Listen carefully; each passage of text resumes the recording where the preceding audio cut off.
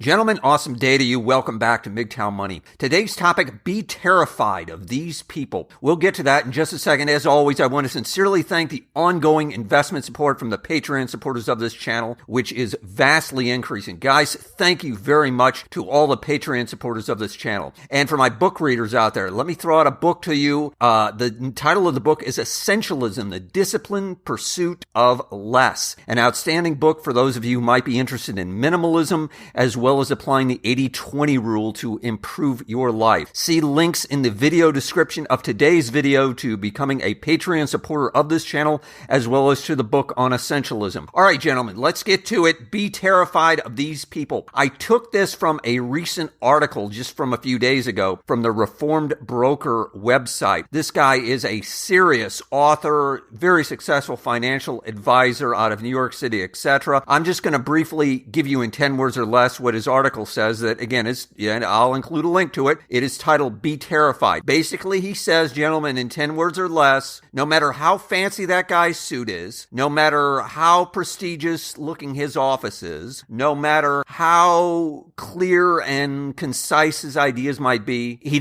cannot predict the future. That's it, gentlemen. It's as simple as it gets. No one can predict the future. In light of last week's enormous volatility, gentlemen, I think it's very important that we sort of reset investing in general and risk, etc. So with that said, I've got a few ideas that I want to share with you, and I think this is especially important for younger investors. And I don't just mean younger by age, but if you've not been participating in the markets, and again, I'm not just talking about the stock market, I'm talking about the crypto markets, of course, I'm talking about the bond market, I'm talking about any sort of market. One, there are going to be serious declines in any market. Go ahead and write this down, gentlemen. There always are going to be, at some point in the future, some sort of serious decline. Now, when I say serious decline, I'm talking about 10, 20, even up to 50, 60, 80, 90%. Gentlemen, they do happen. Unfortunately, A, none of us can time this with any degree of accuracy. Number two,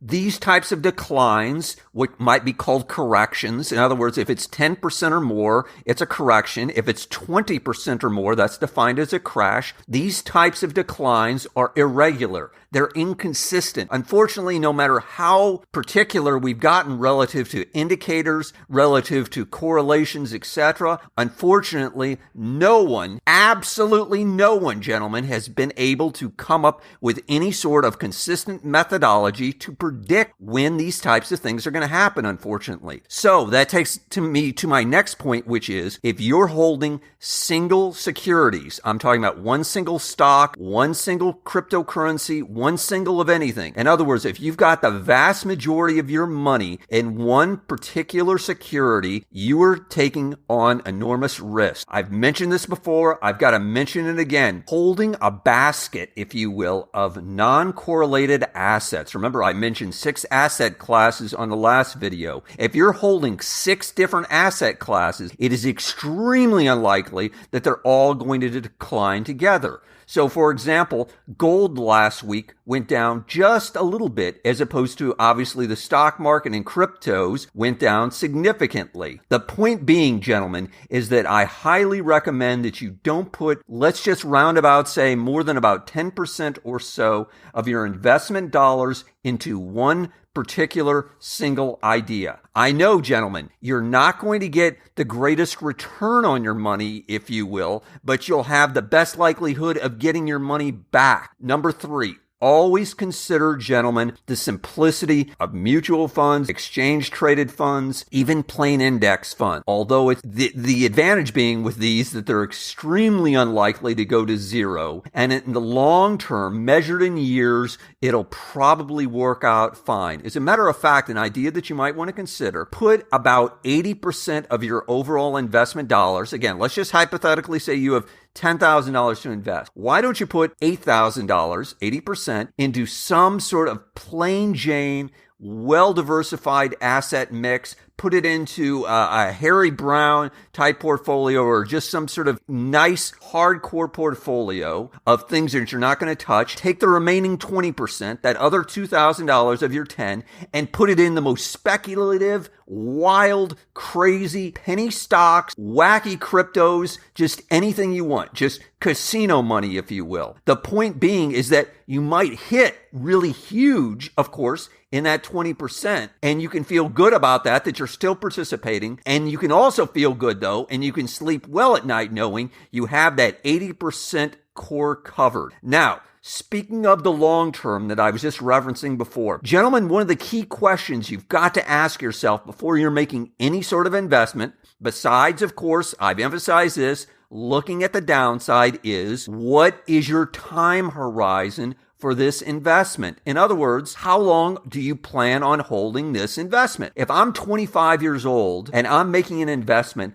I'm probably not going to want that money for at least 1 to 2 decades. So at least 10 to 20 years, I don't need to worry about that money. So I'm going to be fine with, if the market goes down 60, 80%, in 10 to 20 years, I probably at the very least will break even. And even more likely, I'll probably end up with a lot more money than I have today. So I should not be as concerned with making an investment, in particular in a diversified group of assets, as I am if I'm 50 and I might be looking to retire in 5 years or maybe even sooner, hopefully. I'm going to be looking at, of course, more conservative, less volatile type assets. In other words, I'm going to be looking at things that are extremely unlikely to go much lower than they are today. Look, let's quickly summarize here. If you were really concerned, if you were scared last week, which I know a lot of people were, as a matter of fact, Fidelity Investments, one of the biggest investment firms in the world, their entire website went down. In other words, there were so many people trying to get in and so concerned about last week's market action. If this applies to you, if you were very, very nervous, it's okay. It's not a problem. Investing really is at its core a very emotional type business. When you're putting money into the casino and you actually put it onto the table, it's a very different experience than when you're standing there just watching someone else do it. I can assure you, speaking from my direct experience. Remember, on an irregular basis, an inconsistent basis, just out of the blue, unfortunately, these types of corrections and crashes will happen. However, again, in the long term, and I emphasize that in the long term, when I'm measuring that in years, things should come back. Now, unfortunately, I didn't say all the time with all stocks, etc.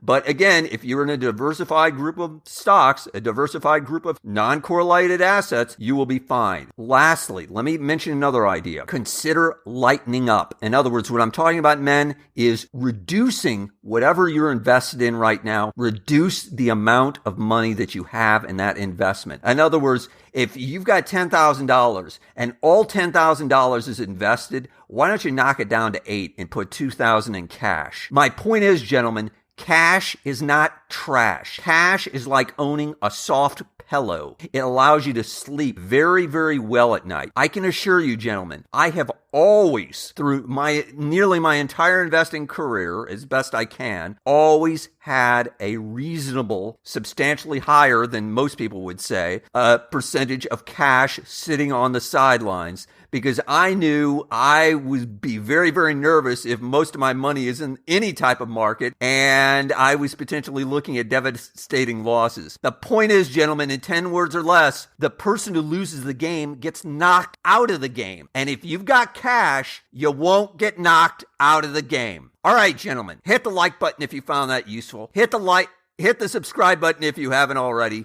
John Galt, out.